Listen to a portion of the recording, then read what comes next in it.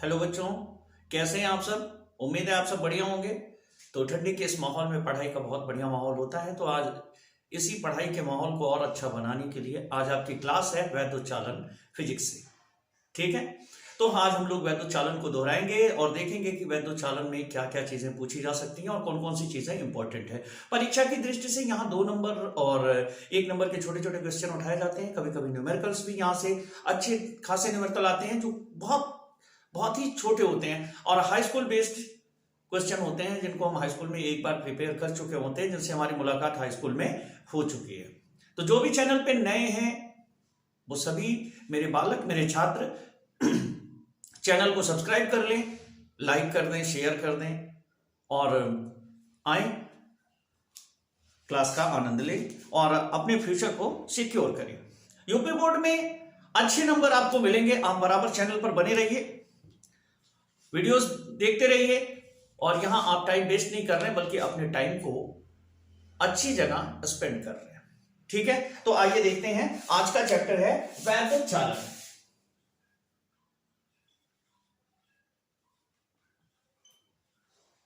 वास्तव में वैद्योच्चालन क्या है? तो वैद्योच्चालन और कुछ नहीं है, आवेशों का प्रवाह है।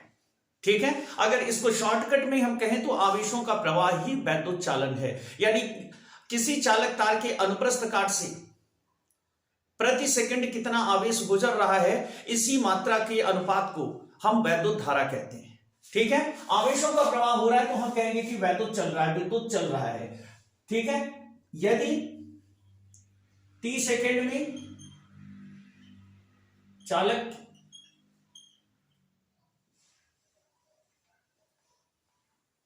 से क्यों आवेश प्रवाहित हो,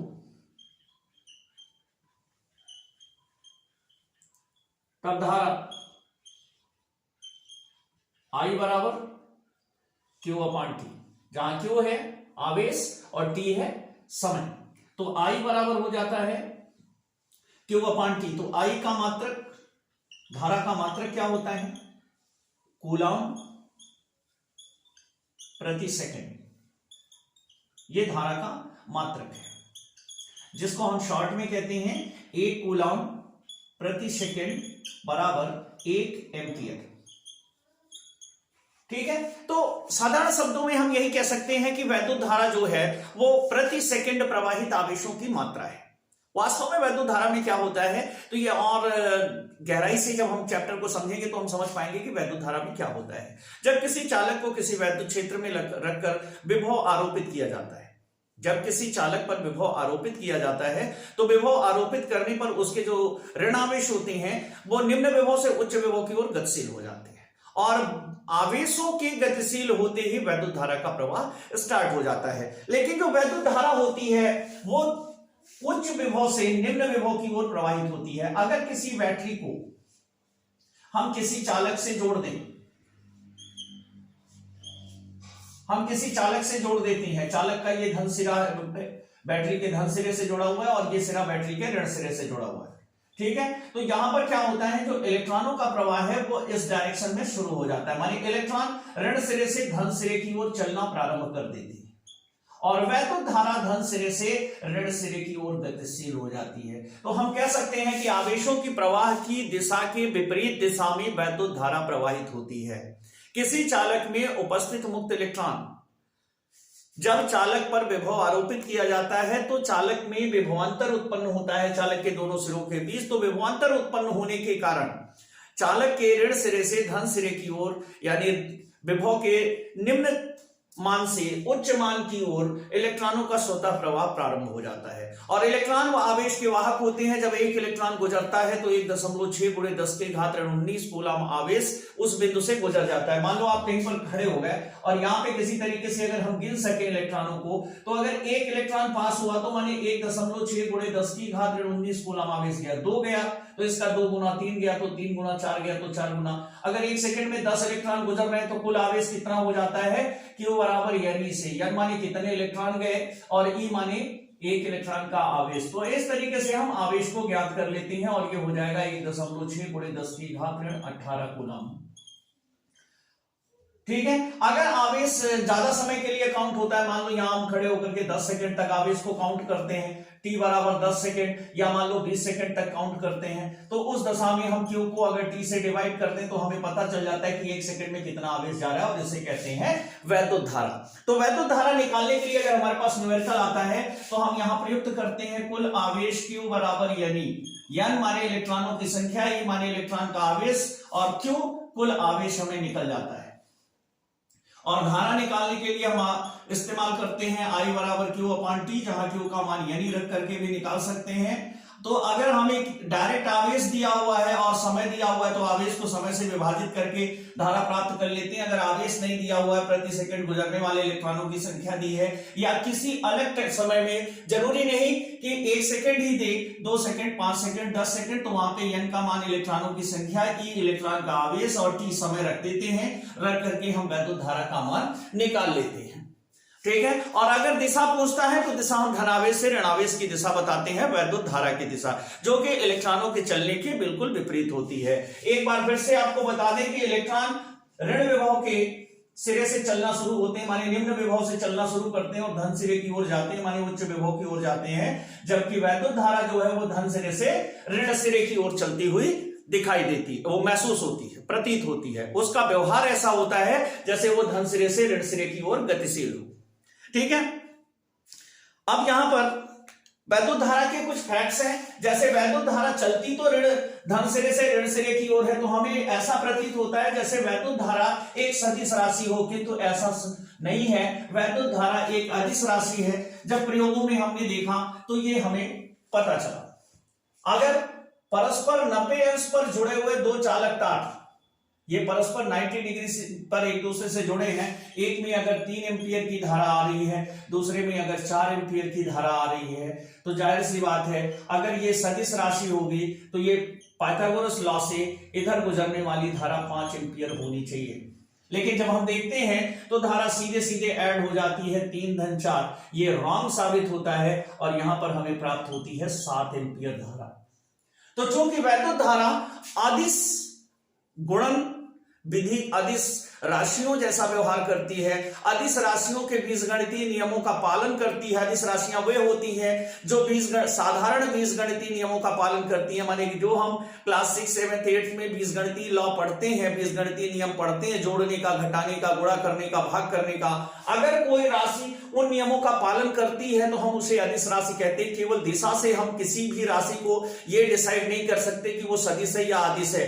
हमें हमेशा पता होता है कि जो विद्युत धारा है वो धन सिरे से ऋण सिरे की ओर बहती है, लेकिन हम नहीं कह सकते कि ये सदिश राशि है, क्योंकि विद्युत धारा I जो है ये सदिश नियमों का पालन नहीं करती। सदिश राशियों को हल करने के लिए उनके लक्षणों के आधार पर, प्रयोगों के आधार पर उनके लिए दूसरे बीजगणितीय नियम बनाए गए हैं। सदिश राशियों का योग अलग विधि से किया जाता है, घटाना अलग विधि से किया जाता है, गुणा अलग विधि से किया जाता है। लेकिन अगर कोई राशि अदिश नियमों का ही पालन कर रही है, अदिश बीजगणितीय नियमों का ही पालन कर रही है, तो उस राशि को हम अदिश राशि कहते हैं। इस प्रकार विद्युत धारा जो है वो एक अदिश राशि है। ठीक है। इसका मात्रक जो होता है वो होता है कूलम प्रति सेकंड अथवा एम्पियर। अब आता है जब इलेक्ट्रॉन चलते हैं तो इनके चलने का एक वैद्युत मॉडल बताया गया है। ठीक है। और इस वैद्युत मॉडल को मुक्त इलेक्ट्रॉन मॉडल कहते हैं। कभी कभी परीक्षा में पूछता है कि वैद्युत चालन का मुक्त इलेक्ट्रॉन मॉडल क्या है, टिप्पणी लिखिए, तो आप सुन लीजिए। मुक्त इलेक्ट्रॉन मॉडल, ऐसा माना जाता है कि धातुओं में जिनके बाह्य कोश पूरे नहीं भरे होते अथवा उनमें 4 से कम इलेक्ट्रॉन होते हैं, ये सभी धातुएं सामान्य ताप पर अपने बाह्य कोश का इलेक्ट्रॉन मुक्त कर देती हैं और उनके बाह्य कोश के इलेक्ट्रॉन पूरे धातु आयतन के भीतर एक तरफ से दूसरी तरफ को अनियमित गति करते रहते हैं। माने धातु आयतन का मतलब है किसी धातु परमाणु से बना हुआ कोई चालक अगर मौजूद है तो उस चालक के भीतर परमाणुओं के बीच जो रिक्ति होती है, परमाणुओं के बाह्य कोश के इलेक्ट्रॉन उन रिक्तियों में अनियमित गति करते रहते हैं इधर से उधर, और इन बाह्य कोश के इलेक्ट्रॉनों को हम मुक्त इलेक्ट्रॉन कहते हैं और यही इलेक्ट्रॉन आवेश वाहक का कार्य करते हैं। मुक्त अवस्था में ये इलेक्ट्रॉन एक सिरे से दूसरे सिरे की ओर गतिशील करने होने के लिए स्वतंत्र होते हैं। तो इन मुक्त इलेक्ट्रॉनों के आधार पर यह बताया गया है कि जब कोई चालक जिसमें असंख्य परमाणु मौजूद हैं, इन असंख्य परमाणुओं में से इनके बाह्य कोश के इलेक्ट्रॉन निकल करके इस चालक के भीतर रिक्तियों में गतिशील हो जाते हैं और सभी अनियमित गति करते रहते हैं, चूंकि इनकी गतियों की जो दिशाएं हैं वो कंटिन्यू भिन्न होती हैं और कहीं ना कहीं हर इलेक्ट्रॉन की विपरीत दिशा में गति करता हुआ कोई दूसरा इलेक्ट्रॉन जरूर मौजूद होता है। इस कारण इनका नेट वेग शून्य होता है, इनका नेट वेग शून्य होता है, परिणामी औसत वेग शून्य रहता है, जिससे ये चालक किसी भी तरीके से कोई रिएक्ट नहीं करता और हमें सामान्य अवस्था में उदासीन प्रतीत होता है। किंतु जब इस चालक को विभव दे दिया जाता है, विभव देने पर क्या होता है, इस चालक में मौजूद ये जो फ्री इलेक्ट्रॉन है ये एक बल का अनुभव करते हैं और इसके ऋण सिरे से इसके धन सिरे की ओर स्वतः गतिशील हो जाते हैं और इसमें विद्युत धारा विपरीत दिशा में बहने लगती है। ठीक है, इधर आपका आवेश गतिशील है, माने इलेक्ट्रॉन गतिशील हैं, इलेक्ट्रॉनों के रूप में आवेश का प्रवाह हो रहा है, तो वैद्युत धारा इसकी विपरीत दिशा में बहती है। ठीक है, अब इलेक्ट्रॉन जिस नियमित वेग से चलते हैं, हालांकि ये विभव इन्हें लगातार त्वरण देता रहता है, इन इलेक्ट्रॉनों की स्पीड बढ़ाने की कोशिश करता रहता है। विभव यानी ऊर्जा, प्रति इकाई आवेश को दी गई ऊर्जा चलाने के लिए परिपथ में। अब यहां परिपथ में चलता हुआ इलेक्ट्रॉन स्पीड तो बढ़ाना चाहता है, लेकिन रास्ते के धनायन, क्योंकि जिन्होंने उसका त्याग कर दिया है या जिनके बाह्यकोश से वो निकल आए, सब ये जो परमाणु हैं ये सभी धनायन के रूप में व्यवहार कर रहे हैं और इन धनायनों के बीच बारंबार उसकी टक्कर होती रहती है और इस टक्कर के परिणाम स्वरूप इस गतिशील इलेक्ट्रॉन का वेग बढ़ता तो नहीं, लेकिन कंटिन्यू एक नियत वेग से चलना प्रारंभ कर देते हैं इलेक्ट्रॉन और एक इनका नियत वेग बना रहता है। इस नियत वेग को नाम दिया गया है अपवाह वेग। ठीक है, इस नियत वेग को वैद्युत चालन में एक नाम दिया गया है और यह नाम है अपवाह वेग, या इसे अनुगमन वेग भी कहते हैं। पुरानी किताबों में इसे अनुगमन वेग या अपवाह वेग कहा जाता है और इसका प्रतीक होता है वीडी। वीडी मतलब ड्रिफ्ट वेलोसिटी। ठीक है, इलेक्ट्रॉन फस के चलता है, टक्कर खा कर चलता है, जैसे किसी भीड़ में चल रहे हो, जैसे ही आपने स्पीड बनाई, आगे आपके कोई आ गया, अब आप उसको साइड करोगे, फिर आप स्पीड बनाओगे, फिर आगे कोई आ गया, तो आप प्रति मीटर दूरी चलने में एक निश्चित समय ले रहे हो। यदि हर कदम पर आपको ऐसे ही लोग मिलते रहे तो आप एक निश्चित स्पीड से ज्यादा स्पीड में नहीं चल पाओगे। तो अपवाह वेग या अनुगमन वेग के लिए हम लिखते हैं कि जब किसी चालक को विभव दिया जाता है तो विभव के कारण चालक में उपस्थित मुक्त इलेक्ट्रॉन एक त्वरित गति से चालक के भीतर गतिशील होना प्रारंभ करते हैं, किंतु विभव उन्हें त्वरण नहीं दे पाता और वो मार्ग में धनायनों से बारंबार टकराते हुए एक अति सूक्ष्म नियत वेग से गतिशील होते हैं। इस वेग को अपवाह वेग कहते हैं, जो उनके ऊष्मीय वेग पर आरोपित होता है। ठीक है, चालक में जो इलेक्ट्रॉन होते हैं, उन इलेक्ट्रॉनों को जब विभव दिया जाता है, उनके सिरों को किसी बैटरी से जोड़ा जाता है, तो इलेक्ट्रॉन पर विभव आरोपित करने पर इलेक्ट्रॉन ऋण सिरे से या निम्न विभव से उच्च विभव की ओर गतिशील होते हैं। इलेक्ट्रॉनों पर आरोपित विभव उन्हें त्वरित करना चाहता है, किंतु वो धनायनों से बारंबार टक्कर के कारण त्वरित नहीं हो पाते और एक सूक्ष्म नियत वेग से चलना प्रारंभ कर देते हैं। इस सूक्ष्म वेग को अपवाह वेग कहते हैं।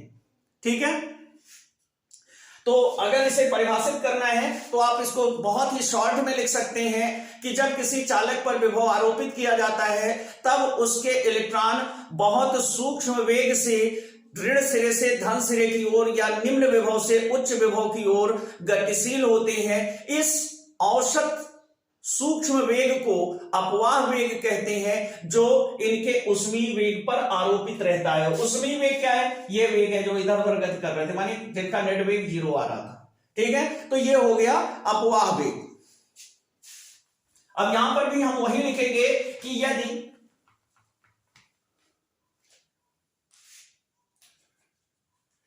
यानी इलेक्ट्रॉन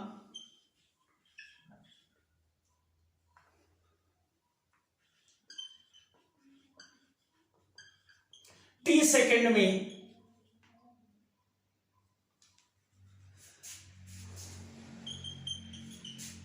किसी बिंदु से गुजरे तब धारा I बराबर कुल आवेश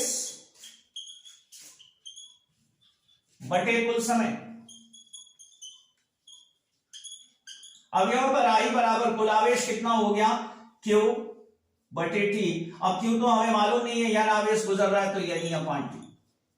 इस तरीके से हमें यह फॉर्मूला प्राप्त हो जाता है। ठीक है, तो यह था अपवाह वेग। जब किसी चालक को विभव दिया जाता है तो चालक में उपस्थित मुक्त इलेक्ट्रॉन, जब किसी चालक को विभव दिया जाता है तो चालक में उपस्थित मुक्त इलेक्ट्रॉन निम्न विभव से उच्च विभव की ओर या ऋण सिरे से धन सिरे की ओर एक अति सूक्ष्म वेग से गतिशील हो जाते हैं, जिन्हें इलेक्ट्रॉनों का अपवाह वेग कहते हैं, जो उनके उसमें वेग पर आरोपित होता है। मिल गए 1 नंबर, और फॉर्मूले सहित पूछ लिया तो मिल गए 2 नंबर। बस इतना सा लिखना होता है। अब आता है कि अगर अपवाह वेग से इलेक्ट्रॉन चल रहा है तो इसका भैया विद्युत धारा में क्या संबंध है। तो अपवाह वेग व वैद्युत धारा में संबंध, आइए इसको देखते हैं। अपवाह वेग व विद्युत धारा में संबंध,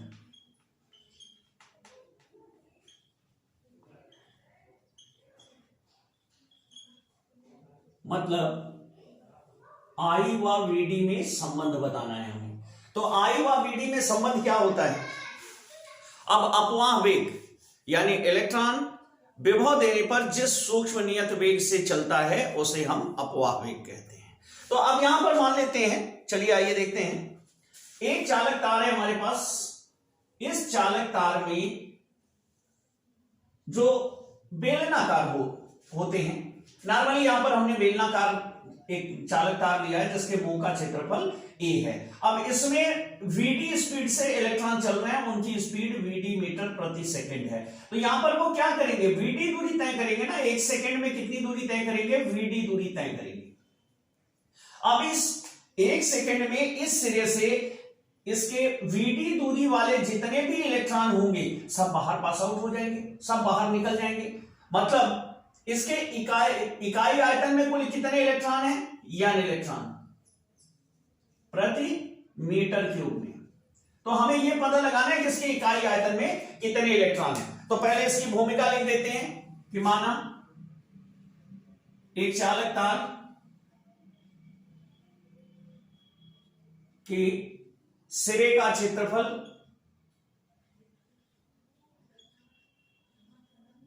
a है, जिसके इकाई आयतन में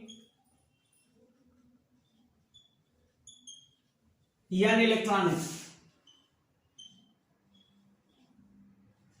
तथा विभव आरोपित करने पर vd वेग से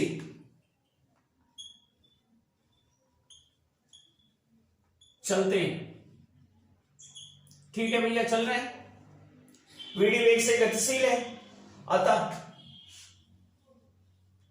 1 सेकंड में मुक्त सिरे से खुले सिरे से या 1 सेकंड में किसी बिंदु से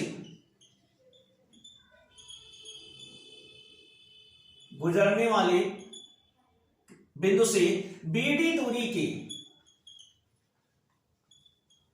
इलेक्ट्रॉन गुजरेंगे। ठीक है, आप यहां पे क्या करेंगे, देखिए मोस्टली हमें निकालना क्या टाइम, तो हमने डिसाइड कर लिया कि 1 सेकंड में गुजरेंगे। हमें आवेश पता करना है कि कितना आवेश 1 सेकंड में गुजर पा रहा है। ठीक है, तो तार की वीडी दूरी का आयतन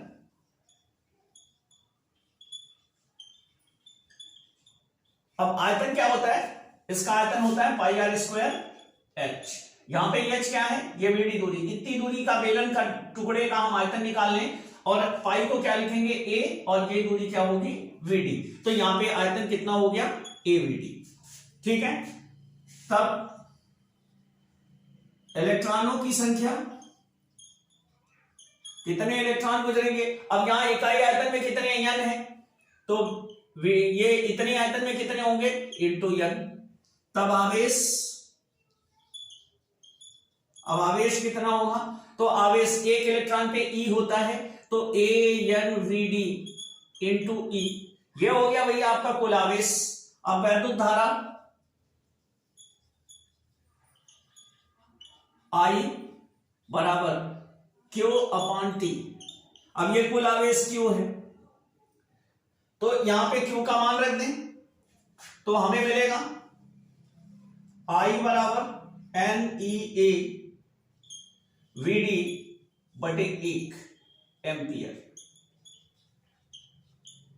1 सेकेंड, टी की वैल्यू 1 सेकेंड है, तो आई बराबर यानी ए वी डी, ये मिल गया हमें क्या वैद्युत धारा आई और अनुगमन वेग में संबंध। वैद्युत धारा आई और अनुगमन वेग में संबंध, तो यह संबंध क्या होता है, जब इलेक्ट्रॉन किसी चालक में चलते हैं तो वो वीडी वेग से चलते हैं।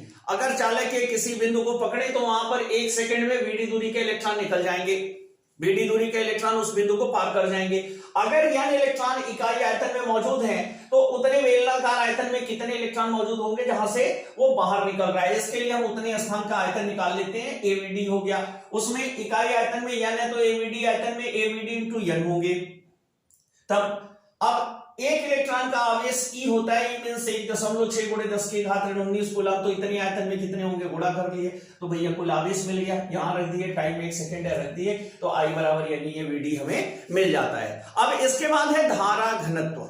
धारा घनत्व का मतलब होता है किसी चालक के किसी बिंदु पर, किसी चालक के किसी बिंदु पर अनुप्रस्थ काट लगाई जाए, ठीक है, यानी लंबवत क्षेत्रफल लिया जाए, उस क्षेत्रफल के इकाई क्षेत्रफल से जितनी धारा गुजरेगी उसे हम उस बिंदु का धारा घनत्व कहेंगे। अब ये क्या होता है समझ लीजिए, जैसे अनुप्रस्थ काट मतलब जैसे आप ये मान लीजिए आपका तार है, इसको आपने काट दिया, तो काटेंगे तो ये इसका फेस खुल गया। अब इस खुले हुए फेस के इकाई क्षेत्रफल से, पूरे से नहीं, इकाई क्षेत्रफल से जितनी धारा गुजरेगी इसे इस बिंदु का धारा घनत्व कहेंगे। ठीक है, चालक के लंबवत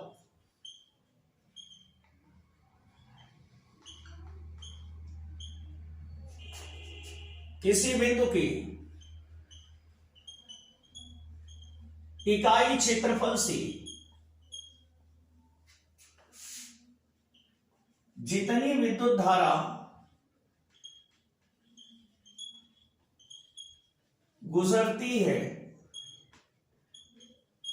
उसे उस बिंदु का, उसे चालक के उस बिंदु का धारा घनत्व कहते हैं।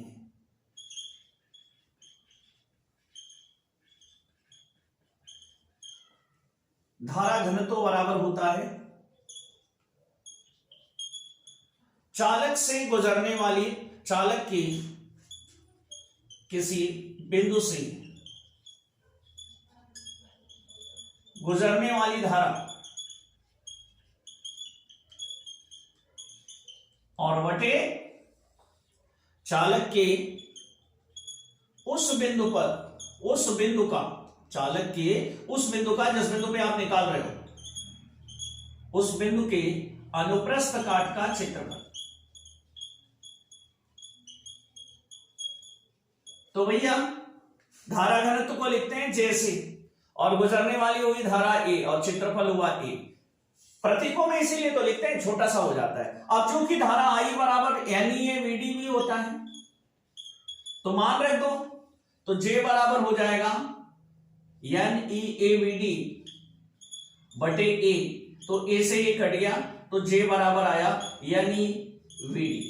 ये हो गया अपवाह वेग और धारा घनत्व में संबंध। यहां पे एक संबंध और निकल आया, कौन सा, अपवाह वेग व धारा घनत्व। अपवाह वेग व धारा घनत्व, तो इस तरीके से आपका ये भी सॉल्व हो गया।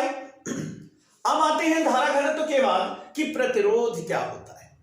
भाई बिजली को अगर विभव लगा दें तो चलते रहना चाहिए, सेल लगा दिया आपने, चलती रहे कंटिन्यू, एक सेल हमने लगा दिया, आजीवन सेल चल रहा है। लेकिन ऐसा होता नहीं है। रीजन ये है कि कुछ दिन बाद हमें पता चलता है कि सेल खत्म हो गया। अब सेल खत्म क्यों हो जाता है, विभव कहां चला जाता है, सेल की एनर्जी कहां जा रही है, तो इसको जानने के लिए हमें जानना पड़ेगा वैद्युत प्रतिरोध। वैद्युत प्रतिरोध वास्तव में जब इलेक्ट्रॉन चलते हैं तो वो त्वरित गति प्राप्त करना चाहते हैं, क्योंकि पीछे से उन्हें लगातार विभव प्राप्त होता रहता है। लेकिन ऐसा होता नहीं, क्योंकि इलेक्ट्रॉन जिन परमाणुओं से निकले होते हैं, परमाणु उन्हें ढूंढ रहे होते हैं, वो धनायन हो जाते हैं, और उन धनायनों के बीच से जब इलेक्ट्रॉन गुजरता है तो वो धनायन उसे आकर्षित करते हैं और खींचते हैं कि बेटा निकल गए तो हमारे जाल से वापस आ जाओ। ठीक है, तो वैद्युत प्रतिरोध।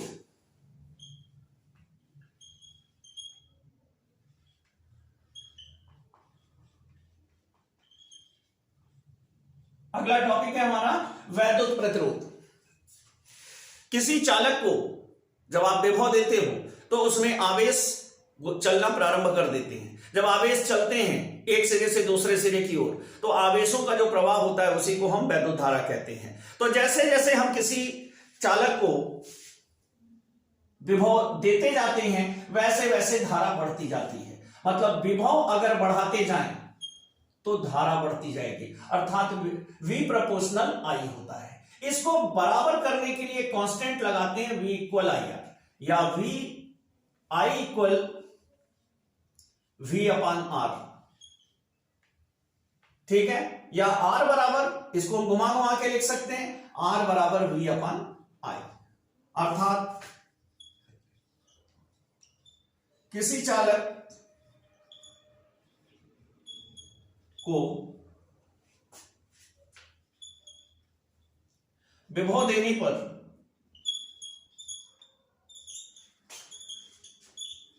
उसमें धारा उत्पन्न हो जाती है।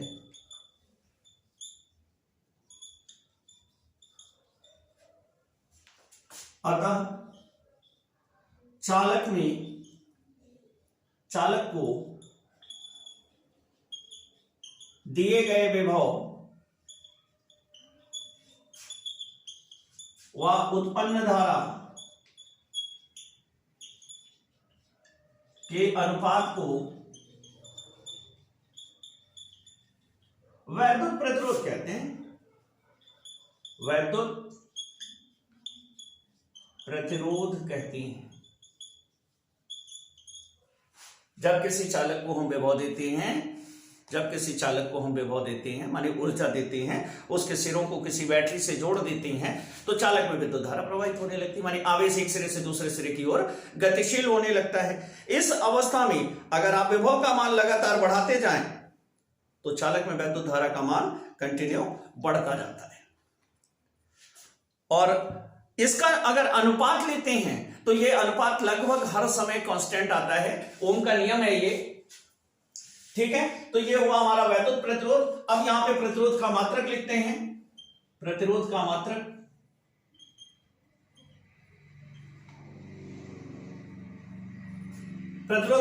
क्या होगा, विभव का मात्रक बटे धारा का मात्रक बराबर हो जाता है वोल्ट प्रति एम्पियर।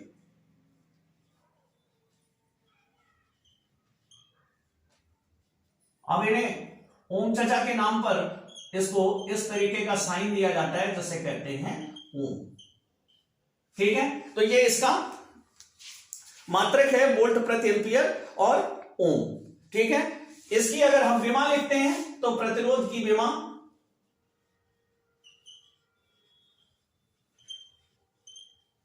बराबर mL2 t की पावर -3 a की पावर -2। ठीक है, इसे हम मूल मात्रकों की सहायता से भी निकाल सकते हैं, लेकिन अभी शॉर्ट में आपका चल रहा है, जल्दी जल्दी तैयार करना है आपको, इसलिए बहुत ज्यादा डिटेल में नहीं जा सकते। सिर्फ इतना जानिए कि किसी भी चालक को दिए गए विभव और उसमें उत्पन्न हुई धारा के अनुपात को हम वैद्युत प्रतिरोध R कहते हैं, जिसका मात्रक वोल्ट प्रति एम्पियर अथवा ओम होता है। और R बराबर V अपान I संकेतों के रूप में प्रतिरोध की विमा ml2 t की पावर -3 और a की पावर -2 होती है। ठीक है, ये तो हो गया प्रतिरोध यानी रुकावट अर्थात बाधा, माने आवेशों को चलने में चालक के भीतर जब आवेश चलते हैं तो उनको चलते समय बाधा का अनुभव होता है और यह बाधा प्रतिरोध के रूप में हमें पढ़ाया जाता है, हम इसको लिखते हैं, प्रतिरोध के रूप में हम इसको महसूस करते हैं। ठीक है, अब होती है वैद्युत चालकता। ठीक है, वैद्युत चालकता क्या है? वैद्युत चालकता है प्रतिरोध का व्युत्क्रम, कि आवेशों को चलने में कितनी सुगमता है उसे वैद्युत चालकता कहते हैं। यहां पे था कितना विरोध है उसे वैद्युत प्रतिरोध कहते हैं और कितनी सुगमता है उसे हम वैद्युत चालकता कहते हैं। ठीक है, तो वैद्युत चालकता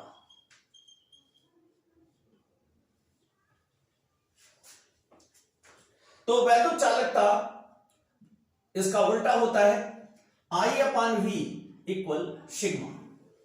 ठीक है, यानी धारा और विभव के अनुपात को वैद्युत चालकता कहते हैं, या सीधे लिख देते हैं वैद्युत प्रतिरोध के व्युत्क्रम को वैद्युत चालकता कहते हैं।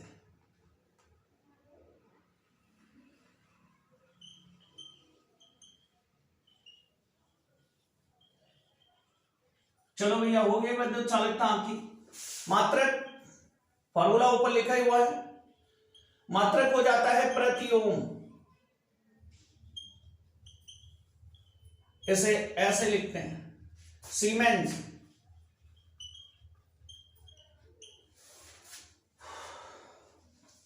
और इसकी विमा उल्टी हो जाएगी,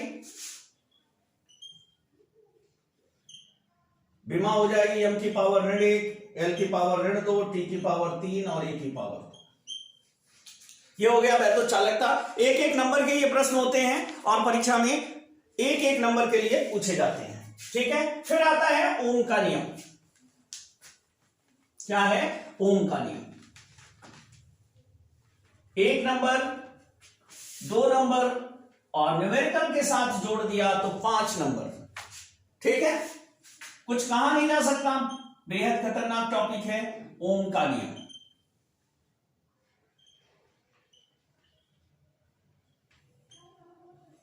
ओम ने अपने प्रयोगों के आधार पर बताया कि अगर चालक की भौतिक अवस्था ना बदली जाए, यदि किसी चालक की भौतिक अवस्था को स्थिर रखा जाए, भौतिक अवस्था मतलब आप उसको खींच के लंबा तो नहीं कर रहे, मोटा तो नहीं कर रहे, टेढ़ा मेढ़ा तो नहीं कर रहे, उसका ताप तो नहीं बढ़ा रहे, उसे ठंडा तो नहीं कर रहे, ये सभी उसकी भौतिक अवस्थाएं और भौतिक दशाएं हैं। अगर आप इनमें परिवर्तन नहीं करते हैं तो किसी चालक को दिया गया विभव और उसमें उत्पन्न धारा का अनुपात सदैव नियत रहता है।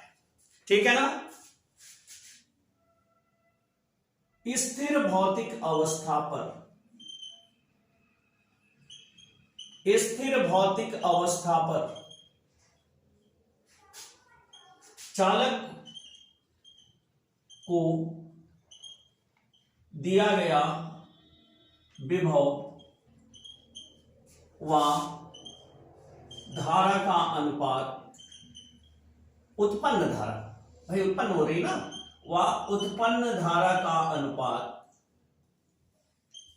सदैव नियत होता है। अभी बहुत सारी सवालें देखनी है हम लोगों को, न्यूमेरिकल भी इनके करने हैं। V upon I equal R। और ओम ने कहा कि अगर V और I को लेकर के हम ग्राफ खींचते हैं कि हम विभव का मान बढ़ाते जाएं, या विभव आप इस पे ले लीजिए, विभव का मान अगर हम बढ़ाते जाएं तो उसी क्रम में धारा का मान भी बढ़ता जाता है और हमें एक सरल रेखा प्राप्त होती है। ठीक है, यह ग्राफ बताता है कि किसी भी चालक को दिए गए विभव और उसमें उत्पन्न धारा का अनुपात जो होता है सदा एक समान रहता है। विभव बढ़ा दोगे तो धारा भी बढ़ जाएगी, विभव कम कर दोगे तो धारा भी कम हो जाएगी, लेकिन R का मान जो है वो कांस्टेंट बना रहेगा। ठीक है, विभव अगर आप 10 वोल्ट लगाए, धारा 2 एम्पियर उत्पन्न हो रही है तो प्रतिरोध 5 ओम है। अगर विभव आप 100 वोल्ट कर दोगे तो धारा जो है वो 20 एम्पियर हो जाएगी बढ़ करके, और अब भी जो प्रतिरोध है हमारा वो 5 ओम का बना रहेगा। अब ओम के नियम के बाद फिर यहां पर आपको अगला टॉपिक मिलता है विशिष्ट प्रतिरोध।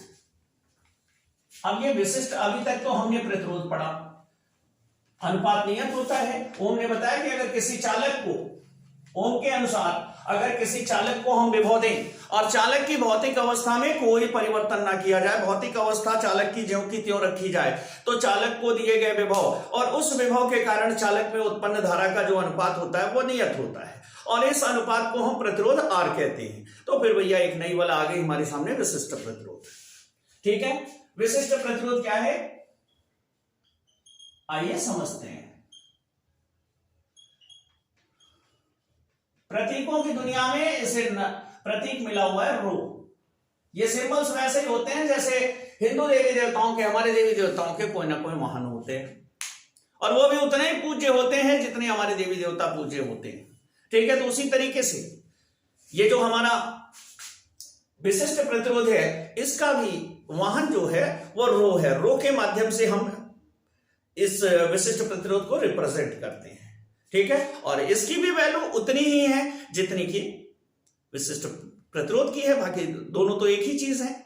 तो विशिष्ट प्रतिरोध होता है जैसे चालक आपका लंबा है, चालक आपका छोटा है, तो अलग अलग परिस्थितियों में अगर आप प्रतिरोध निकालोगे तो लंबे चालक का प्रतिरोध कुछ अलग आएगा और छोटे चालक का प्रतिरोध कुछ अलग आएगा, भले भी वो क्यों ना एक ही तत्व के बने हुए हों। जैसे कापर का एक बड़ा टुकड़ा ले लीजिए और कापर का एक छोटा टुकड़ा ले लीजिए, दोनों टुकड़ों का प्रतिरोध अलग अलग आएगा क्योंकि दोनों की लंबाइयां भिन्न भिन्न है। लेकिन विशिष्ट प्रतिरोध क्या होता है, रेट है, दर है, भाव है, किसी चालक की रुकावट का भाव है। जैसे आप दुकान पे जाते हो, कोई कम सामान खरीदता है, कोई वही सामान ज्यादा खरीदता है, तो दोनों के भाव अलग, दोनों का जो भुगतान होगा, जो दोनों को जो पैसा देना होगा वो अलग अलग देना होगा। लेकिन कोई तो ऐसी चीज होगी जो दोनों के लिए समान होगी, वो दोनों के लिए समान जो है वो है भाव। यही होते हैं हमारे कांस्टेंट, यही होते हैं हमारे नियतांक, जिन्हें हम नियतांक कहते हैं। नियतांक किसी भी वस्तु की इकाई दर को बताती है। ठीक है, तो यहां पे विशिष्ट प्रतिरोध क्या है, प्रतिरोधों का भाव है, प्रतिरोधों का रेट है, प्रतिरोधों की दर है। ठीक है, यहां पर हम ये पता लगाते हैं कि इकाई क्षेत्रफल वाला, इकाई क्षेत्रफल वाला, इकाई लंबाई वाला किसी चालक का जो प्रतिरोध होता है उसे उस चालक का विशिष्ट प्रतिरोध कहते हैं। अब भैया उसी अनुपात में आप लंबाई, मोटाई सब बढ़ाते रहिए, उसमें गुणा भाग होता रहेगा, वैल्यू बदल बदल के आती रहेगी और हमें रेट प्राप्त हो जाएगा। ठीक है, तो विशिष्ट प्रतिरोध, विशिष्ट प्रतिरोध रो होता है और रो बराबर लिखते हैं E/G। विशिष्ट प्रतिरोध रो बराबर E यानी वैद्युत क्षेत्र बटे J मतलब धारा घनत्व। ठीक है, ये किसी भी पदार्थ का अभिलाक्षणिक गुण है। अब ये अभिलाक्षणिक गुण क्या होता है, अभिलाक्षणिक गुण उसे कहते हैं जैसे ही कोई चीज बनती है तो उसके बनते ही तुरंत उसके अंदर वो गुण उत्पन्न हो जाता है, इसे हम उस पदार्थ का अभिलाक्षणिक गुण कहते हैं। जैसे हम जन्म लेते ही रोना सीख जाते हैं, तो रोना इंसानों का अभिलाक्षणिक गुण है, वो रोता ही रहेगा जिंदगी भर, वो पैदा ही रोते हुए हुआ है, इसलिए वो उसका अभिलाक्षणिक गुण है। हम जितने गुणों के साथ पैदा होते हैं वो अभिलाक्षणिक गुण है, और जो हम इस दुनिया में सीखते हैं वो हमारे भौतिक गुण है जो दुनिया से हमें मिले हुए। ठीक है, तो उसी तरीके से कोई भी पदार्थ जब बनता है तो वो अपने साथ अपना प्रतिरोध लेकर जन्म लेता है, माने उस तत्व के निर्मित होते हैं उसका उतना प्रतिरोध होगा, ये उसका अभिलाक्षणिक गुण कहा जाता है। तो जब किसी चालक में धारा प्रवाहित करते हैं तो उसमें वैद्युत क्षेत्र उत्पन्न होता है, उसमें उत्पन्न वैद्युत क्षेत्र व इकाई क्षेत्रफल से प्रवाहित होने वाली धारा का जो अनुपात होता है उसे हम उसका धारा घनत्व J कहते हैं। ठीक है, आप यहां पे ले लेंगे कि माना या लंबाई के चालक के सिरों का, चालक के सिरों का क्षेत्रफल A है तथा जब चालक पर V विभव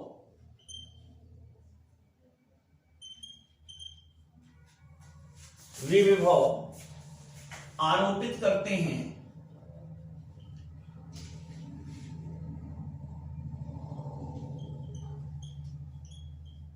तब धारा I प्रवाहित होती है।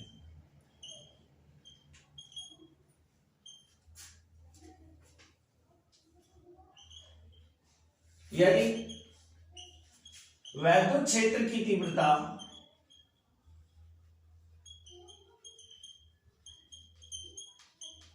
E व धारा घनत्व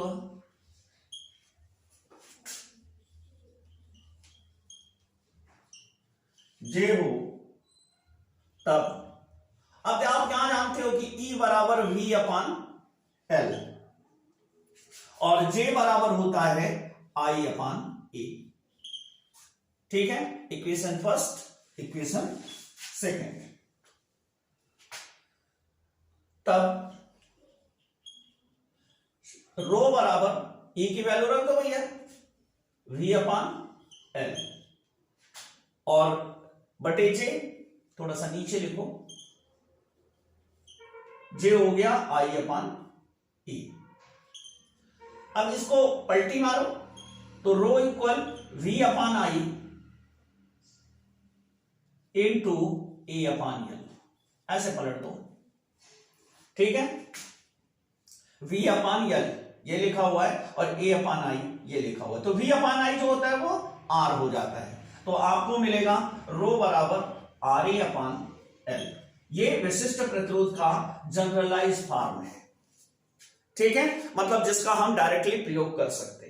तो इस तरीके से हम विशिष्ट प्रतिरोध को निकालते हैं। तो वास्तव में विशिष्ट प्रतिरोध क्या होता है? जब किसी चालक को विभव देकर के उसमें धारा प्रवाहित करवाते हैं, उसमें धारा उत्पन्न करते हैं, तो चालक में उत्पन्न वैद्युत क्षेत्र और चालक का धारा घनत्व जितना भी होता है उसे हम उस चालक का विशिष्ट प्रतिरोध कहते हैं। ठीक है, उसे उस चालक का विशिष्ट प्रतिरोध कहते हैं। तो इस तरीके से हम इस चैप्टर के लगभग सभी टॉपिक कवर कर चुके। अब लास्ट टॉपिक है हमारा वैद्युत शक्ति। भाई इसे नापा कैसे जाएगा कि अगर इस विद्युत धारा को हम कहीं प्रवाहित कर रहे हैं तो हम कैसे नापेंगे कि हमने कितनी शक्ति दी है, क्योंकि कभी धारा कम होती है विभव ज्यादा होता है, कभी विभव ज्यादा होता है धारा कम होती है। लेकिन एक चीज ये फाइनली है कि धारा और विभव दोनों का गुणनफल यानी जो विद्युत शक्ति है वो सबके लिए समान है। ठीक है, तो यहां पर वैद्युत ऊर्जा, हम वैद्युत ऊर्जा निकालते हैं। ठीक है, तो वैद्युत ऊर्जा W बराबर होता है VQ। इस तरीके से किसी चालक में कितनी एनर्जी जा रही है उसे हम निकालते हैं W बराबर VQ, यानी कि किया गया कार्य बराबर विभव गुणे आवेश। ठीक है, अब यहां से हम इसको कई सारे पदों में कन्वर्ट करते हैं वैद्युत ऊर्जा को। तो W बराबर होता है Q बराबर IT। अब अगर Q बराबर हम IT का प्रयोग करें तो यहां W बराबर मिलता है VIT, किया गया कार्य VIT। अगर V विभव पर I आवेश को T समय तक चलाया जा रहा है तो कितना काम किया जा रहा है? अगर V विभव पर I धारा को T सेकंड तक प्रवाहित किया जा रहा है, V विभव पर I धारा को T सेकंड तक प्रवाहित किया जा रहा है, तो कुल कार्य कितना है हमारा W। यहां पे हम कह सकते हैं कि अगर Q आवेश को V विभव पर परिपथ में चलाया जा रहा है तो कुल किया गया कार्य कितना है W। और यहां पर V बराबर IR होता है, तो अगर हम चेंज करें तो W बराबर I स्क्वायर RT होता है। दो पद हो गए हमारे, पहला पद हुआ, दूसरा पद हुआ। ठीक है, अब यहां पर देखो, यहां VI है, यहां IR है, तो VR भी तो होना चाहिए, बनता ही है। तो यहां पे तीसरा पद बना दें, I बराबर V square upon R, V अपान R, सॉरी। अब यहां पे वैल्यू रखेंगे W बराबर V square upon R square into RT, तो R से R कैंसिल हो गई, एक घात W बराबर V square upon V square T अपान R। ठीक है, ये तो हो गया कार्य। अब ये कार्य अगर उष्मा में बदलेगी तो उष्मा में बदलेगी तो हीट कितनी मिलेगी? तो भैया 4.18 से भाग दे दो, कैलोरी में आ जाएगा, ये जूल में आ रहा है। तो यहां पे हो गया VIT upon 4.2 equal I square RT upon 4.2 equal V square upon R into T बटे 4.2। इतना कैलोरी, इतनी आपको हीट मिलेगी। और ये सभी किस में है? जूल में है, ये सभी जूल में है। तो शक्ति कितनी मिल रही हमें, तो P बराबर W/T होता है, तो P बराबर W/T पहले रख दो तो VQ/T मिल जाएगा। फिर आपको P बराबर, अब यहां पे पद चेंज करते जाइए, VIT/T, तो P बराबर आपको VI मिल जाएगा। सबसे प्रचलित फॉर्मूला जो न्यूमेरिकल में हमें काम आता है। फिर आप W बराबर VIT के स्थान पे I²RT रख सकते हैं अपॉन T, P इक्वल, तो यहां पे फिर T से T कैंसिल हो जाएगा, तो P इक्वल हो जाएगा I²R। दूसरा फॉर्मूला, ये फॉर्मूले नहीं है, ये पद है, बदल रहे हैं। जिसको फॉर्मूला याद नहीं होता है, पद बदलना नहीं आता है बार बार मान से, अब पद कैसे बदलते हैं आप देख सकते हैं। VQ के टर्म में हमने यहाँ पे 4 फॉर्मूले निकाल लिए। VQ के टर्म में हमने 4 फॉर्मूले निकाल लिए। पहला ये है Q बराबर IT रख करके, दूसरा V बराबर IR रख करके हमने इसको निकाल लिया, तीसरा I बराबर V²R निकाल करके हमने इसको निकाल लिया। फायदे क्या होते हैं, मान लो हमें VI पता है तो हम इसको निकाल लेंगे, अगर हमें IR पता है तो इससे निकाल लेंगे, अगर V और R पता है तो इससे निकाल लेंगे। सेम इसी कंडीशन से यहाँ पे भी हमारे पास फॉर्मूले हैं। तीसरा फॉर्मूला, अगर हम यहाँ पे P बराबर W के स्थान पे V²T/R इंटू T रख दें तो T से T कैंसिल हो जाएगा, तो P बराबर V²/R मिल जाएगा।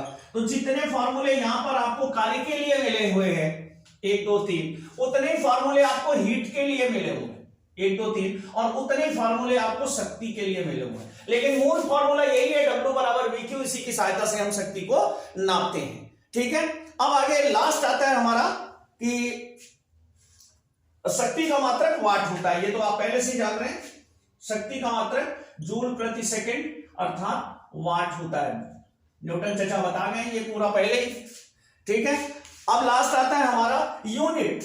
यूनिट क्या होती है, तो घरेलू खर्चों में जब या किसी कार्य में जब विद्युत ऊर्जा का उपयोग किया जाता है, तो जो कंपनियां विद्युत ऊर्जा तैयार करती हैं उनको सप्लाई करने के बाद उनका बिल कैसे वसूलती हैं, इस बिल के लिए यूनिट की धारणा अपनाई गई। मतलब बिजली को बेचने के लिए जिस मात्रक का प्रयोग किया जाता है वो यूनिट है।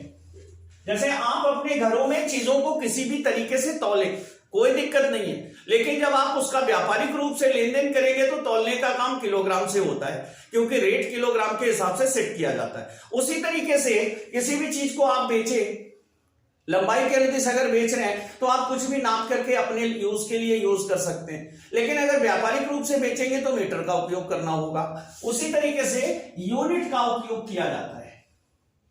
यूनिट होता है वाट गुणे घंटे बटे 1000, मतलब कितने वाट कितने घंटे खर्च किए जा रहे हैं, कितने वाट कितने घंटे खर्च किए जा रहे हैं, इसका जब गुणा कर लेते हैं, सामर्थ्य का समय से गुणा कर देते हैं, तो साथ में हमें ऊर्जा आ जाती है। ठीक है ना, यहां पर ये क्या हो गई, फिर से ऊर्जा हो गई भाई। वाट क्या होता है, जूल प्रति सेकंड, और यहां आप टाइम जो है वो सेकंड से डिवाइड करेंगे तो जूल एनर्जी, और 1000 से भाग दे करके हम ये पता लगाते हैं कि कितने किलो जूल ऊर्जा खर्च हो रही है। ठीक है, तो एक यूनिट बराबर होता है 1 किलो वाट घंटा।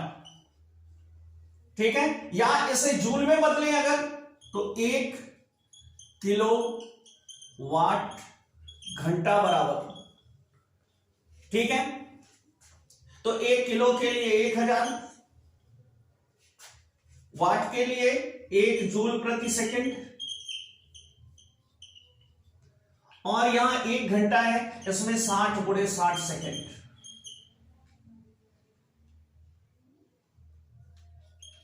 तो सेकंड से सेकंड निपट गया भैया। 1 2 3 4 5 36 गुणे 10 की घात 5 जूल, या 3.6 गुणे 10 की घात 6 जूल। माने इतने को बिजली कंपनियां 1 यूनिट कहती हैं, और इसी के हिसाब से रेट तय होता है। जैसे आप कंपनी ने बता दिया कि भैया 5 रुपए प्रति यूनिट की दर से हम लेंगे, तो 5 रुपए प्रति यूनिट माने 3.6 गुणे 10 की घात 6 जूल अगर आप खर्च कर रहे हो तो उनके 5 रुपए तैयार हो गए।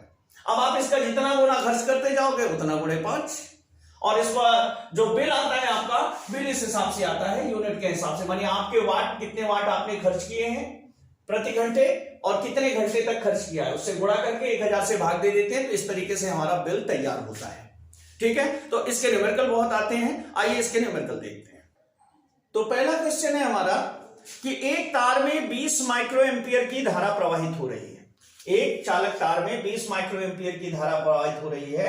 अगर ये धारा 30 सेकंड तक प्रवाहित होती है तो कुल कितना आवेश गुजर रहा है ये आपको बताना है, और कुल कितना इलेक्ट्रॉन गुजरे हैं, इलेक्ट्रॉनों की संख्या। ठीक है, तो पहला क्वेश्चन है हमारा, यहां पे दिया हुआ है धारा I बराबर 20 माइक्रो एम्पियर। अब माइक्रो हटाएंगे तो 20 गुणे 10 की घात -6 एम्पियर करेंगे, इतनी विद्युत धारा गुजर रही है, और टाइम है हमारा t बराबर 30 सेकेंड। तो यहां पे हमें आवेश निकालना है, तो Q बराबर IT होता है। अब अगर वैल्यू रखते हैं तो 20 गुणे 10 की घात -6 सेकेंड, -6 इंटू 30। अब ये वैल्यू हो जाएगी 600 गुणे 10 की घात -6 कूलम, जिसे हम लिख सकते हैं 6 गुणे 10 की घात -4 कूलम।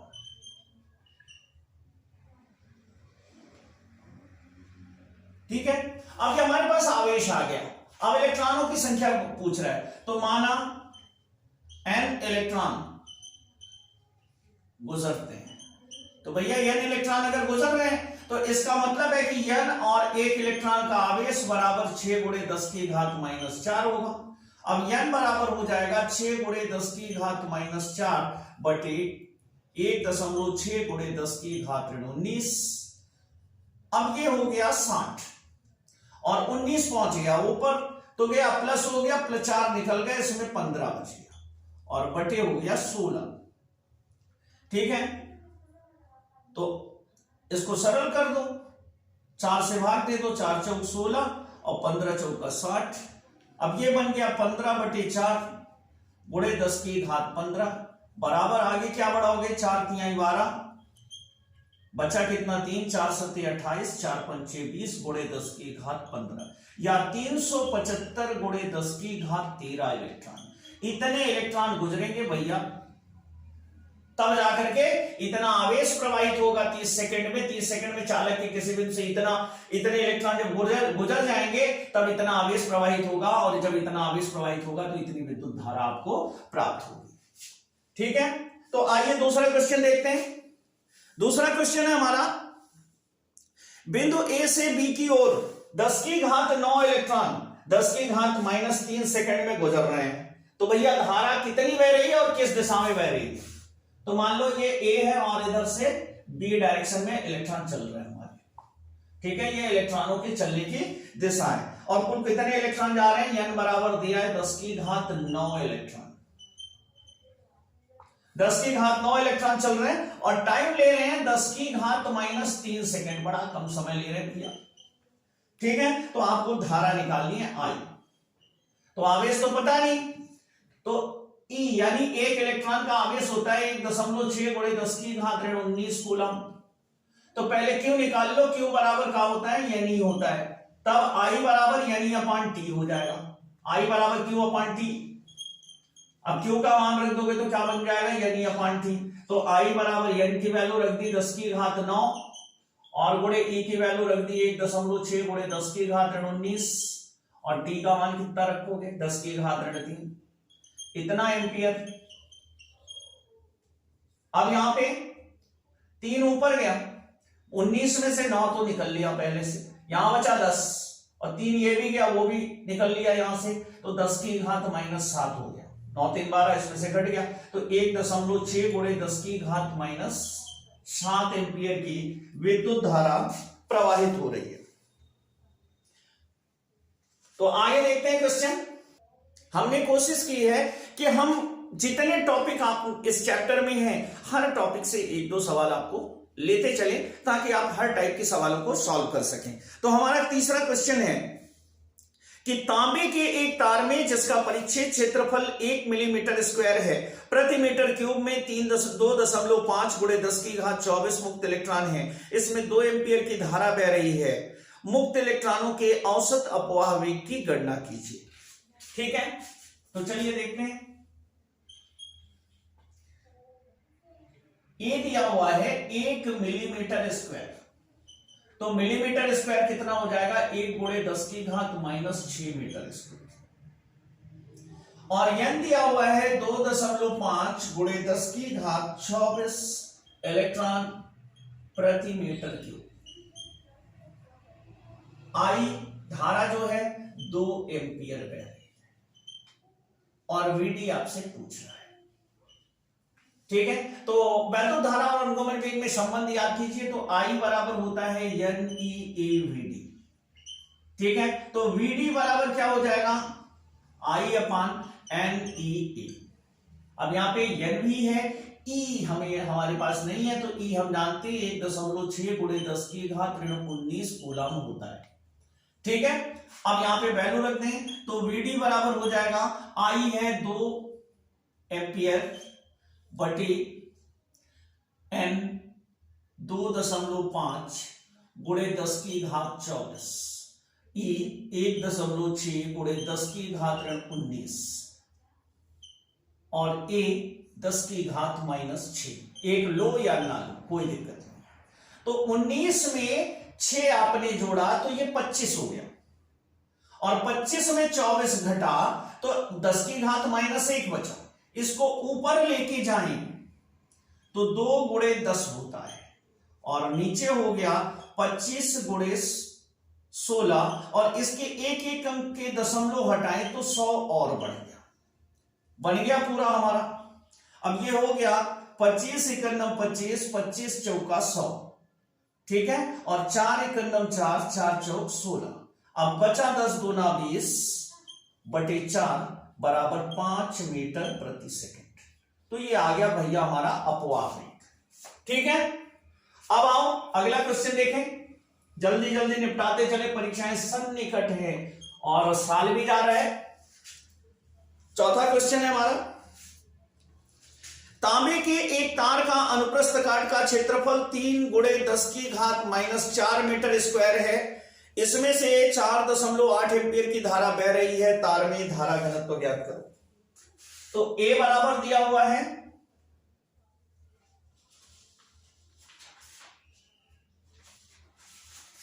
बराबर दिया हुआ है 3 गुणे 10 की घात -4 मीटर स्क्वायर, और I बराबर दिया हुआ है 4.8 एम्पीयर। अब आप समझ रहे हो, J निकालना है, तो ऐसे भी आपने पढ़ा अभी टॉपिक की J बराबर I/A होता है, इकाई क्षेत्रफल से गुजरने वाली धारा।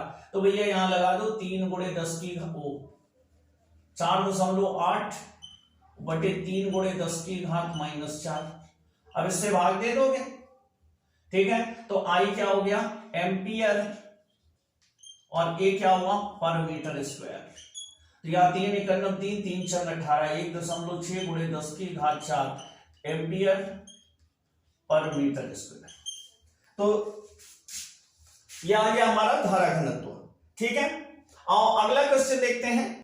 तो अगला क्वेश्चन है हमारा, लोहे की एक छड़ की लंबाई 4 मीटर है, अनुप्रस्थ परिच्छेद क्षेत्रफल 2 सेंटीमीटर स्क्वायर है, यदि लोहे का विशिष्ट प्रतिरोध 10 गुणे 10 की घात -6 ओम सेंटीमीटर हो तो छड़ का प्रतिरोध कितना होगा।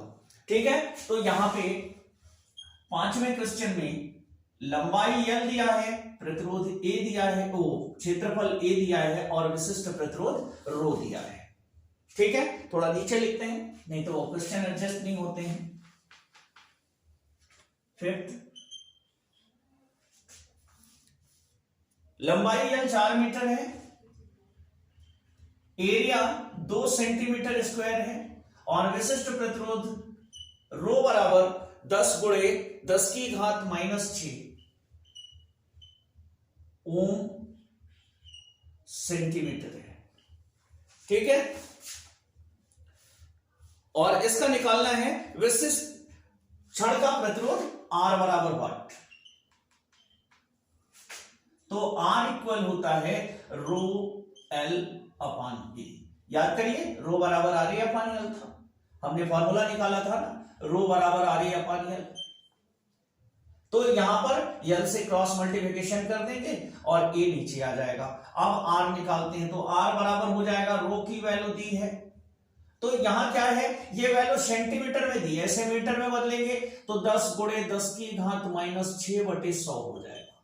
तो एक जीरो से एक जीरो कट गया, ये ऊपर आएगा तो 10 की घात -7 ओम सेंटीमीटर। चलो भैया एक वैल्यू ये मिल गई।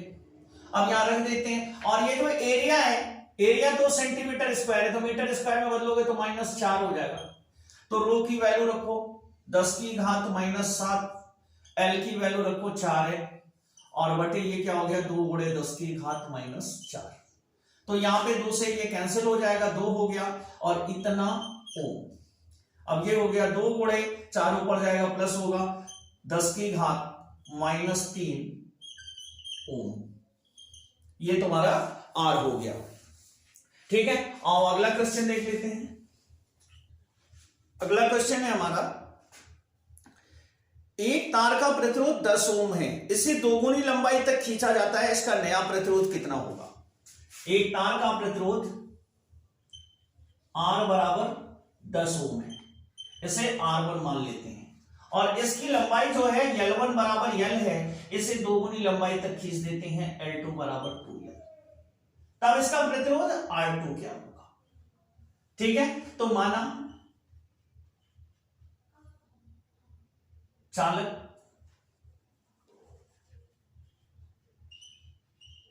का के अनुप्रस्थ काट का क्षेत्रफल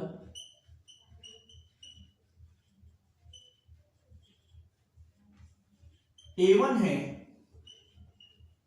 जो खींचने पर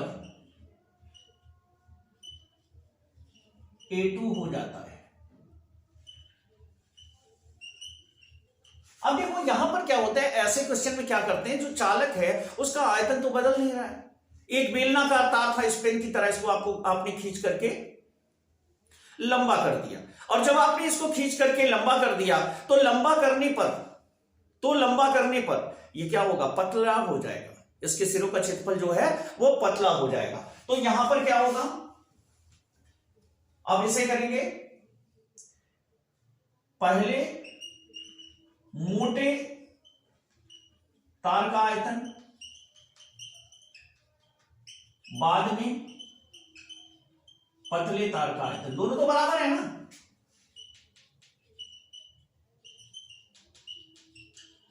अब यहां पे क्या करेंगे, पाई, ये पहला इसका क्षेत्रफल है A1 और यहां पे है L1 बराबर पाई आर स्क्वायर H और A2 L2।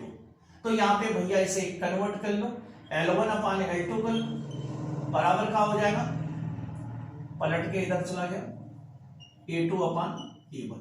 ये इक्वेशन बचा के रखो। ठीक है, अब लिखेंगे R1 अपान R2। अब R1 की वैल्यू क्या है, रो L1 अपान, पहले R1 लिख लो, रो L1 अपान A1 बटे R2, रो L2 अपान A2।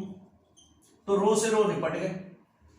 अब यहां पे क्या हो जाएगा, R1 अपान R2 equal L1 into A2 अपान L2 अपान A1। तो भैया यहां पे क्या करने हैं, A2 अपान A1 के स्थान पे L1 अपान L2 रख दो, तो R1 अपान R2 बराबर L1 square upon L2 square. ठीक है, तो R1 आपका है 10 ओम, 10 बटे R2 बराबर L1 कितना L है, तो ये L स्क्वायर हो गया, ये 4L स्क्वायर हो गया, ये कट गया, तो R2 बराबर कितना आ गया 40 ओम। प्रतिरोध 4 गुना बन गया।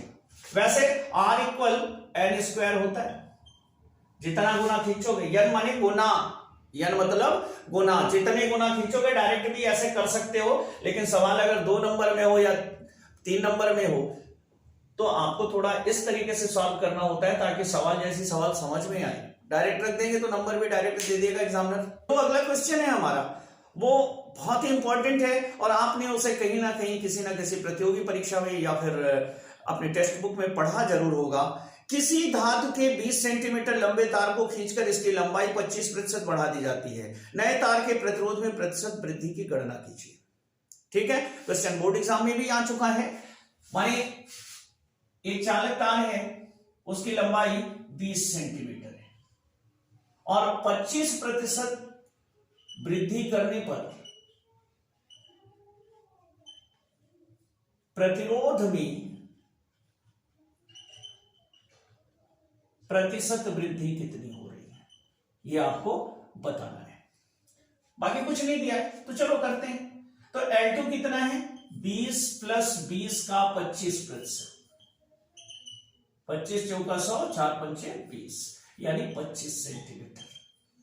तो L1 मिल गया हमें 0.2 मीटर, L2 मिल गया 0.25 मीटर। ठीक है, ये वैल्यू हो गई हमारी। अब हम जानते हैं कि माना R1 बराबर R, तब R1 बटे R2 बराबर रो A upon L1 row L1 upon A1 बटे रो L2 अपान A2। ठीक है, पुराना वाला वही फॉर्मूला जो अभी लगाए थे।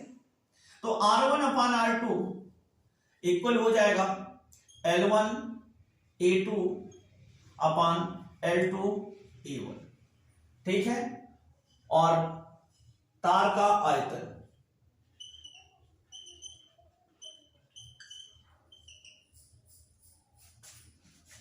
तो तार का आयतन होगा A1 L1 बराबर A2 L2। ठीक है, या L1 अपान L2 बराबर A2 अपान A1। इक्वेशन फर्स्ट, तो एक से मान रखने पर कहां रखेंगे, R1 अपान R2 बराबर L1 अपान L2 इंटू L1 अपान L2। ये A2 अपान A1 के स्थान पे मान रखते हैं। अब हमारा निकल आएगा R1 अपान R2 equal L1 square upon L2 square equal, यहां पे L1 कितना है 0.2 बटे 0.25। ठीक है, तो R1 अपान R2, R1 को आपने R माना है तो यहां R रख दीजिए। R अपान R2 इक्वल, इसका दशमलव अगर हटाए तो ये हो जाएगा 20 बटे 25 और पूरे का होल स्क्वायर, तो ये हो गया 400 बटे 625। तो R2 बराबर R बराबर 400, R2 बराबर 625 R बटे 400, माने बढ़ चुका है। तो डेल्टा R यानी प्रतिरोध में वृद्धि कितनी हो रही है, R2 माइनस R1 बराबर 625 R बटे 400 माइनस R बराबर 225 R बटे 400। अब निकालते हैं प्रतिशत वृद्धि। ठीक है, तो प्रतिशत वृद्धि होगी डेल्टा R गुणे 100 बटे R1। तो डेल्टा R आया 225 R बटे 400 गुणे 100 और पूरे के बटे R। तो यहां R से R कैंसिल हो गया, 2 0 से 2 0 कैंसिल हो गया, ये हो गया 4 पंचे 20, 4 6 24, 4 2 8, 4 पंचे 20, 56.25%। तो ये जो आपका क्वेश्चन है बेहद इंपॉर्टेंट है और बहुत ज्यादा टिपिकल नहीं है, आसानी है, देख लीजिए आप। और उसके बाद चलते हैं अगले क्वेश्चन पे। तो नेक्स्ट क्वेश्चन है हमारा, एक बिजली की प्रेस का प्रतिरोध 44 ओम है और इसमें बहने वाली धारा का मान 5 एम्पीयर है। प्रेस की सामर्थ्य ज्ञात कीजिए। छोटे छोटे क्वेश्चन नहीं है। 8वां क्वेश्चन है, प्रतिरोध 44 ओम है और धारा जो है वो 5 एम्पीयर है। ठीक है, प्रतिरोध 44 ओम है और धारा 5 एम्पीयर है। आपसे P पूछ रहा है, तो P बराबर I स्क्वायर, आपने फार्मूला लिखा है सामर्थ्य निकालने का। तो यहां पे क्या हो जाएगा 44, वो धारा 5 है तो यहां पे लिखेंगे 5 का वर्ग इंटू प्रतिरोध 44 वाट। अब ये क्या हो गया 25 गुणे 44 वाट। 25 चौका 100, 25 चौका 100, 1100 वाट। ठीक है, छोटे छोटे क्वेश्चन है, सरल क्वेश्चन आते हैं, बहुत टिपिकल नहीं आते हैं। तो चलो अगला क्वेश्चन देखते हैं। 600 वाट 120 वोल्ट हीटर के ऊपर लिखा है, तो हीटर के तार का प्रतिरोध ज्ञात कीजिए। 9वां क्वेश्चन है हमारा। हीटर के पैकेट पे लिखा हुआ है 600 वाट 120 वोल्ट, तो प्रतिरोध कितना होगा R। ठीक है, तो यहां पर क्या होता है, P बराबर दिया हुआ है 600 वाट, अगर ऐसा लिखा हुआ है तो V बराबर लिखा हुआ है 120 वोल्ट, और आपसे R पूछ रहा है, तो P का V और R वाला फॉर्मूला P बराबर V स्क्वायर अपॉन R, ये वेलोसिटी वाला V आ जाता है। तो P का मान रख दो 600 बराबर V स्क्वायर 120 गुणे 120 बटे R, तो R इधर ले आओ, R बराबर 120 गुणे 120 बटे 600, 2 जीरो से 2 जीरो निपटा दिए, 6 दूनी 12 हो गया, 12 दूनी 24 ओम प्रतिरोध आ गया। ठीक है, सरल सवाल है, आपको बता तो रहे कि बहुत ही आसान सवाल है। ठीक है, तो आइए अगली सवाल देखते हैं।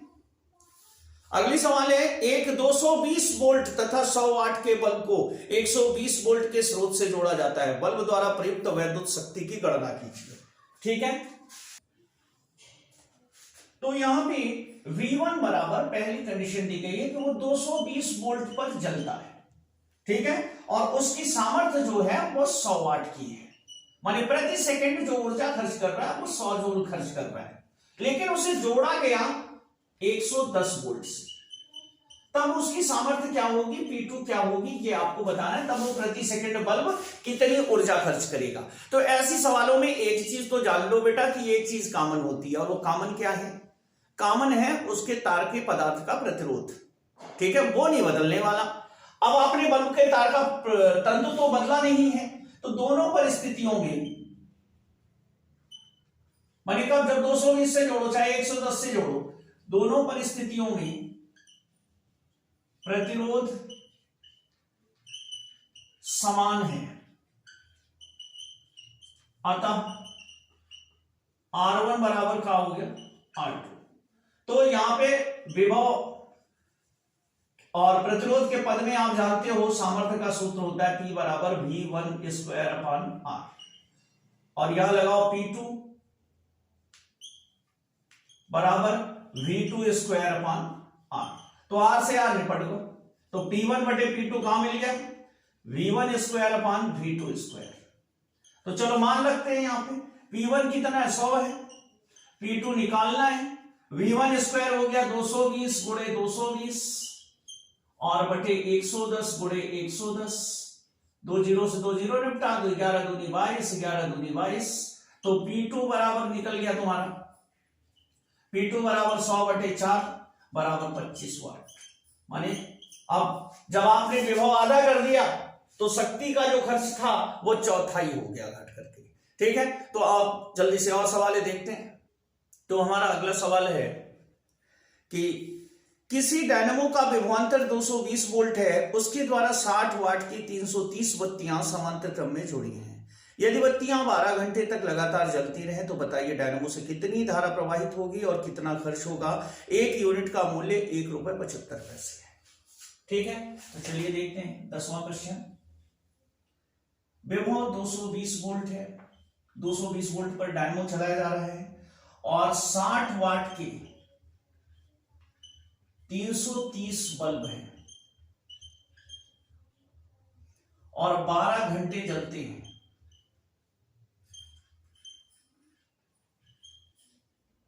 तो खर्च बताना है। दूसरा, दर दी गई है 1 रुपए 65 पैसे। ठीक है, और दूसरी चीज बताना है धारा, कितनी धारा प्रवाहित होगी। तो यहां पे यूनिट निकालेंगे सबसे पहले खर्च के लिए। यूनिट होता है कुल वाट गुणे घंटे बटे 1000। अब कुल वाट कितना हो जाएगा 60 गुणे 330 और घंटे कितने हो गए 12/1000। 2 जीरो से 2 जीरो निपटा दो, ठीक है। अब ये आएगा 2376/10 बराबर 237.6 यूनिट। अब ऐसे गुणा कर लेंगे तो खर्च कितना होगा, खर्च होगा 237.6 गुणे 1.75। तो 237.6 को सरलता से गुणा करने के लिए इसे लिख सकते हैं 7/4, ठीक है। और इस तरीके से 59/7 और यहां पे 3 4 9 36 और 4 4 16 गुणे 7 और गुणा कर लें इसको तो 415.80 आते। ये हो गया खर्चा। अब एक बल्ब में धारा, अब समांतर क्रम में है तो सभी बल्बों की धाराएं जुड़ेंगी, तो एक बल्ब में धारा और सभी सेम है तो I बराबर P/V, P बराबर VI से। तो यहां पे P कितना एक बल्ब का 60/220, तो 0 0 निपट गए, 2 3 6 और 2 से काट दो तो 11, तो I बराबर 3/11 एम्पियर।